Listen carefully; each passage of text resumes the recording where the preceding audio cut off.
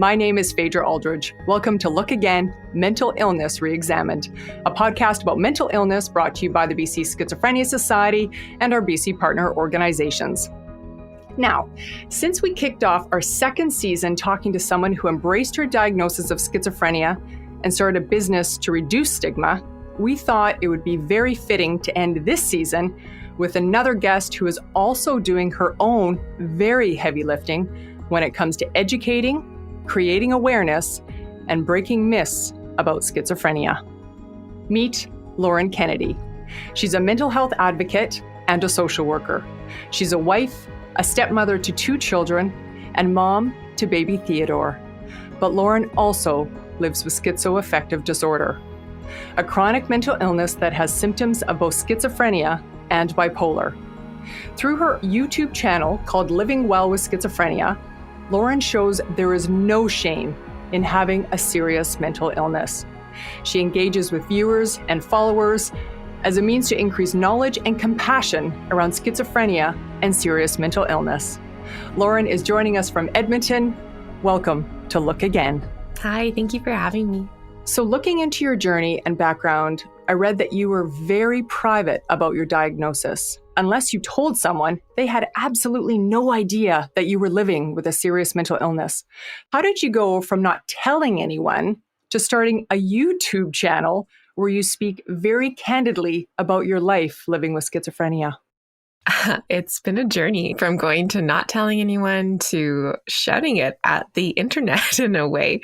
Yeah, I don't even know really how it happened. I was working on coming to terms with self-acceptance, and I had gotten into a relationship recently when we started it with my now husband, Rob, and he has a background in doing YouTube and doing video work. And so he just tossed out the idea of maybe playing around with sharing my story on the internet in the hopes of reaching 1 or 2 people to help them on their own journey of self-acceptance. And so with much poking and prodding to give it a go, we finally did it. The first video we did reached like 12 people. And I was like, wow, what a difference we're making. And, I was just thrilled that it had reached and touched 12 other people. As it kept growing, it was just kind of this feedback loop of how the videos that we're making are helping other people with their own journeys of self-acceptance and helping people living with an illness like schizophrenia. I think that has been a huge catalyst in terms of keeping going and keeping growing it and keeping sharing on the internet. So because you were so private, Lauren, take us back to that time when you started talking about your illness. What was it like? It was quite scary. I had never really been on camera before. I was really nervous because there was people in our own personal life that I hadn't disclosed to yet. I hadn't disclosed to Rob's family, and I hadn't disclosed to even some of my friends and family members. And so we started it with the idea of keeping it this underground project where maybe it reached some people who are living with the illness on the internet, but we wouldn't share it with people in our life because I was too terrified of that.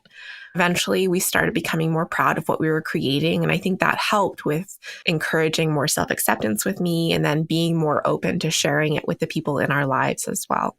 So how did your family find out that you did have schizophrenia? My immediate family found out because I was hospitalized.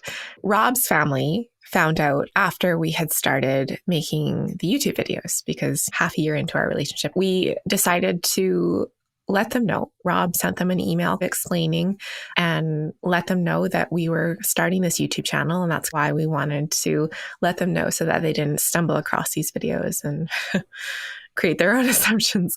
They were scared at first because they didn't have much contact with accurate information about what it means to live with an illness like this. And so then they went and saw the videos where I go into much detail about my difficulties with the illness around suicide and around hospitalizations. And so they got a little bit more scared having my whole history with the illness laid out in front of them too. That took quite a bit of back and forth communication, clarifying that, hey, I am still Lauren, your son's partner, and that is a part of my experience, but I am learning how to manage it and how to live well with it. As they got to know me more, I think they've almost just forgotten that I have the illness. Sometimes they see new videos that pop up and it's like, oh yeah. And for my immediate family too, the YouTube channel has been incredible in terms of creating a way to communicate what living with the illness is like for me, because it wasn't something that we talked about a lot. Many families around the world, stigma gets in the way of having honest communication about what it means to live with an illness like schizophrenia. It was just something we didn't talk about. The videos have been a really beautiful way to start conversations about aspects of what it's like to live with the illness. Rob wrote that email to his family explaining the fact that his partner had schizophrenia. Oh, and by the way, it's very public. Here's some YouTube videos and YouTube channels about it. What was that like, Lauren? I was scared, and I went through periods where I was like, I need to take all the videos down, no more. I don't blame you. Yeah, it felt very, very vulnerable. I've just learned to lean into vulnerability. More often than not, good things come of it. And there's so much power in vulnerability. Relationships in my life have deepened. I've made relationships with people through the internet that have been really wonderful. Vulnerability just leads to deeper connection. And so I no longer feel the need to take all the videos down. I know that ultimately they result in deeper connection. Lean in to vulnerability. Good advice for absolutely anyone, Lauren. You said that obviously your immediate family knew about your illness because of the hospitalization. How did Rob, as your partner, and it sounds like one of your biggest supports, react when you told him about your illness? I was so worried about telling him. Dating with an illness like this is just awful because you're always worried about when you're going to need to disclose. And I was in a long-term relationship when all of my symptoms were first coming up and I was going through the process of diagnosis. So I didn't really need to disclose then. But then when I went through a period of dating, it was terrifying. I actually decided to tell him fairly early on because I just felt comfortable with him and I felt like I could trust him with that part of me. And so I sat him down with this aura of seriousness and was like, I need to tell you something. I live with something called schizoaffective disorder. And then I tried to explain to him what it was, but he was so wonderful. He was very accepting in that moment. And then he went home and tried to learn as much as he could. He got books out from the library, which I thought was so endearing. It opened up conversations more that he wanted to learn from me what it meant to live with the illness. And he tried not to have any preconceived notions about what it was. And so I was very lucky. That was a very good instance. And if anyone else out there is grappling with when to tell a partner about their diagnosis, I would just encourage you to wait until you feel safe doing so. It's not hiding something from someone. It's waiting until you feel safe to do so. And how did Rob feel about telling his family about his partner's illness? I think he was very concerned and very worried about doing that because he knew that people have negative preconceptions about what it means to live with an illness like schizoaffective or schizophrenia. He was very nervous, but we kind of tackled that together and it worked out. I think education is a very important component of disclosure. And it must have been very interesting and challenging for you and your husband to not only tell Rob's family about your illness, but also his two children. What was that like, Lauren? I came into their life when they were 3 and 5. There's no way they can understand what schizophrenia is. It's been a gradual, ongoing conversation about what mental health means and telling them that we all have mental health and it's important to take care of our mental health. And as they've gotten older, sharing more about how I live with a mental illness. And some people live with a mental illness, which just means that they need to take a little bit extra care of their mental health. And I need to take medication. And sometimes I need a little bit of extra rest and just kind of guiding them through what it means to take care of your mental health, regardless of mental illness. And as they're getting older, They've always known that I have schizophrenia and gradually easing them into what exactly that means. Trying to be as transparent as possible if I'm struggling, just letting them know, hey, I'm having a tough day mentally, but at a level that they can understand. You talked about the difficulties with telling Rob's family about your illness, which makes perfect sense. Let's face it, dating is tough enough. What was it like for you to tell the partner and the mother of your stepchildren that you did have schizoaffective disorder? I think telling Rob's ex-partner and their partner about my illness was probably the scariest one for me because I am entering their kids' life in a very intimate capacity. And I was terrified about what kind of notions they would have about my capacity to take on that role. I was so fortunate, though, that they were both very accepting. They also just wanted to learn more from me. I felt a lot of acceptance, and I'm very fortunate that we have really wonderful relationships with both of them as co-parents, but also as friends. They have been probably our biggest supports in terms of me living with a chronic mental illness and supporting our two kids. And so we've been very fortunate in that regard. There have been some periods where I was hospitalized where issues arise about trust and what about the kids. It's been a really wonderful process of learning how to navigate that and learning how best to support each other in various capacities as co-parents and as it pertains to supporting the kids. You keep using the term self-acceptance. I would love to hear your thoughts on what self-acceptance means to you. I think that it's a journey that everyone is on in life. There's additional difficulties or components to self-acceptance when it comes to living with a chronic mental illness like schizophrenia or schizoaffective disorder. For a long time, I got really wrapped up in the deficits that I was experiencing in my life because of the illness. And I was grappling with not being able to do things the way I thought I should be able to do them. I think self-acceptance is really about coming to terms with where you're at and where your capacities are and being okay with that and embracing yourself, flaws and all, in terms of how you are in the world. You tackle a lot of topics on your YouTube channel. You talk about self-care, educating people on schizoaffective disorder, to suicide attempts, medication, ECT, and addictions. Your husband, Rob, is also featured in some of your videos. So he's able to provide that loved one's viewpoint of living with somebody who does, in fact, have a serious mental illness. But one of your videos really stuck with me, and it was your introduction video. Let's listen to that clip now. I grapple with my own self-stigma about this illness. I feel uncertain about my capacity to pursue life to the fullest. What do you do when you doubt yourself?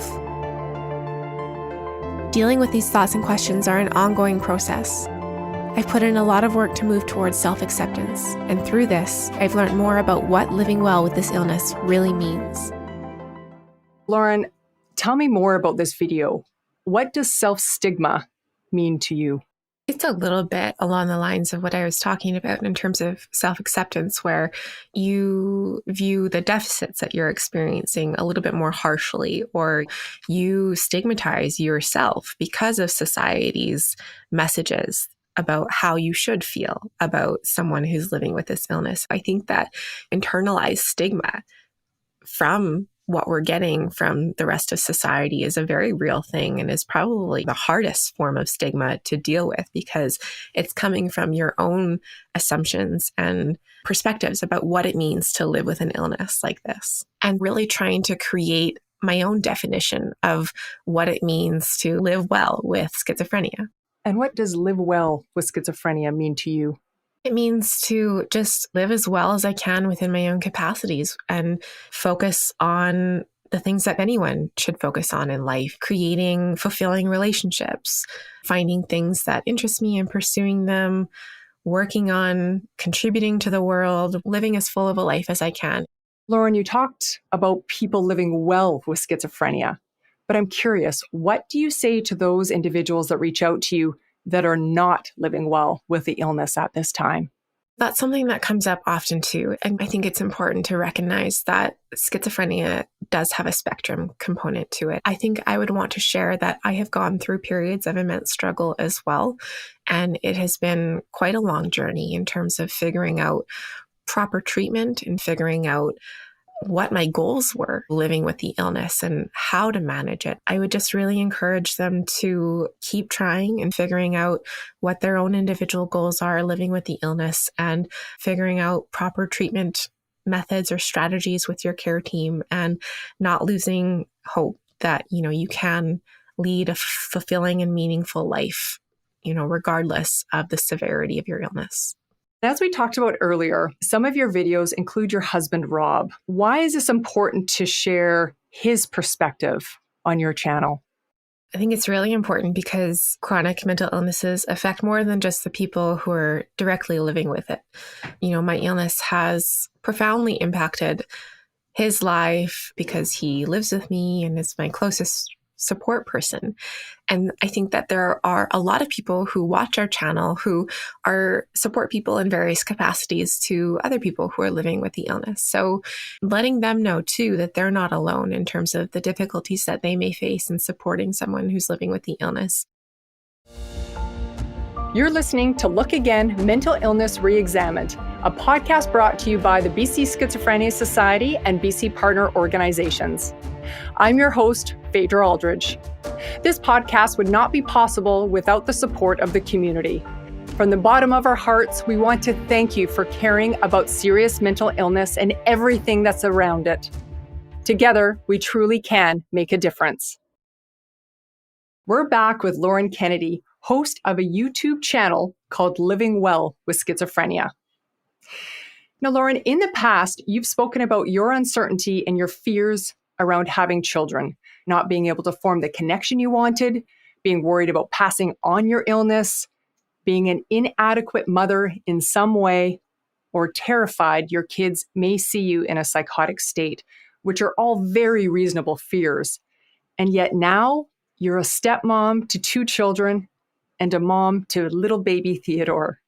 You made a beautiful and equally vulnerable video for your son. Let's listen to a piece of that video now.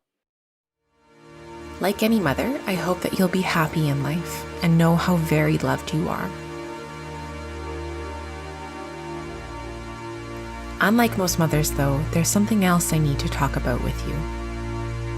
Theodore, I, your mom, have schizoaffective disorder. I've been told by a lot of people that I shouldn't or even can't be a mother. I've been told it was a selfish decision to have you. But there's some things that I want you to know.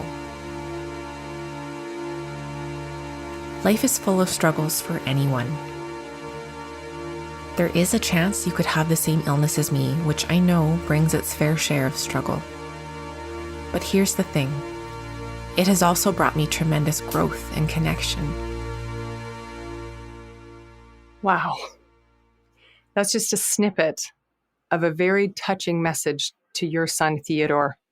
Lauren, how were you able to get past those fears and those comments from other people and decide to bring little Theodore into the world? I was fortunate. I eased into the mother role with my other 2 children. And there was a lot of growing and moving and whatnot in terms of figuring out how to make that work with my illness. But I got to a place where I accepted my capacities as a mother and what I can give them and refocused on the things that I am able to give my kids. And I made the decision to just go for it with my husband. We made the decision. We had a biological child of our own. And it's been really wonderful. It's constantly a learning process, as I'm sure for any new parents, but figuring out how to make it work with my illness and all. I just can't imagine, with everything you talked about with the stigma and some of the comments that you heard, what was your pregnancy like? Pregnancy was actually a really, really difficult experience for me. I had no energy. I felt like I had very little capacity to engage with my 2 other kids in the way I wanted to. And I was getting very down about that.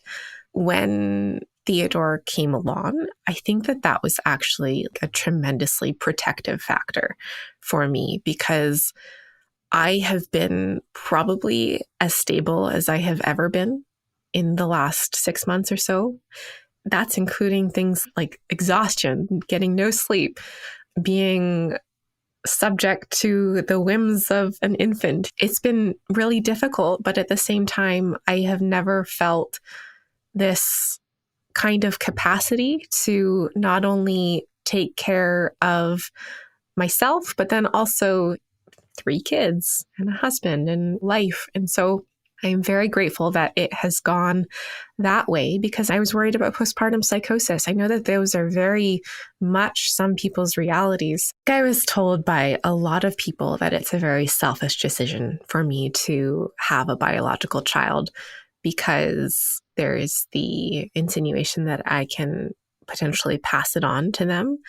And there is the preconceived notions about my capacity to raise children living with a chronic mental illness like schizophrenia. And I think I internalized these quite a bit. But then I just realized, no, I know myself better than any of these people. And also there's a 10% chance that I would pass on the illness to my child. And that's way higher than I would ever hope for it to be. But at the same time, I feel like who better to raise a child who's living with schizophrenia than me and my partner, Rob, who are doing a good job of understanding what it means and managing it and being open and coming to it from a place of acceptance. So you are a mother to 3 children. How do you juggle all those responsibilities as well as your illness?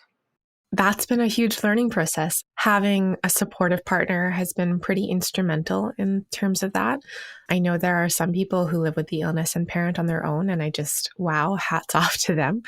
But I don't know, learning together what our various capacities are and how we fit together as a family, giving space for each other to take care of ourselves, to take care of each other. And I need to be trying my very hardest to take care of myself in order to take care of them as much as I want to, and to be as present in their lives as I can. What would you say to somebody, either because they saw your video or heard this podcast, who is just beginning their journey of being diagnosed with schizophrenia? I would first give them a hug, because they're probably very confused and maybe even a little bit scared. And I know how that feels. I've been there. When I was first diagnosed, it was comforting that it made sense what I was experiencing, but I was very scared because, again, of things that society has told us about what it means to live with an illness like schizophrenia. Just understanding that you get to define what it means to live with schizophrenia. It's not for society to put any expectations on you, and it's for you to define what that means for you. And just keep going in terms of figuring out what kind of treatment works for you, what goals you have in terms of your treatment, and don't lose sight of the fact that you can absolutely lead a full and meaningful life even with the diagnosis. It was an absolute pleasure speaking with you today, Lauren. Thank you so much for leading into your vulnerability, for your courage, and I can guarantee you're going to be touching a lot more than 12 people. Thanks so much for having me. And for anyone who wants to watch Lauren's videos, we will be including a link to Living Well with Schizophrenia in our show notes and on our website. We're also going to be taking a break after this episode and returning this September, but we want to hear from you. If you have any ideas for topics that you would like us to explore, if you'd like to be a part of this podcast, or if you have any questions or comments whatsoever, tweet us at BC Schizophrenia. And a huge thanks to you, our audience, for joining us for this episode. Together we can better understand and begin to change the narrative around mental illnesses like schizophrenia and bipolar. To hear our previous episodes, as well as our future ones, be sure to hit follow on Apple Podcasts, Spotify, or wherever you listen to podcasts. Thank you for listening, and we'll talk to you soon. This podcast is brought to you by the BC Schizophrenia Society and the BC Partners for Mental Health and Substance Use Information. We're a group of nonprofit agencies providing good quality information to help individuals and families maintain or improve their mental well-being. The BC Partners members are Anxiety Canada, BC Schizophrenia Society, Canadian Institute for Substance Use Research, Canadian Mental Health Association's BC Division, Family Smart, Jesse's Legacy, the North Shore Family Services Program, and Mood Disorders Association of BC, a branch of Lookout Housing and Health Society. The BC Partners are funded and stewarded by BC Mental Health and Substance Use Services, an agency of the Provincial Health Services Authority. For more information, visit heretohelp.bc.ca.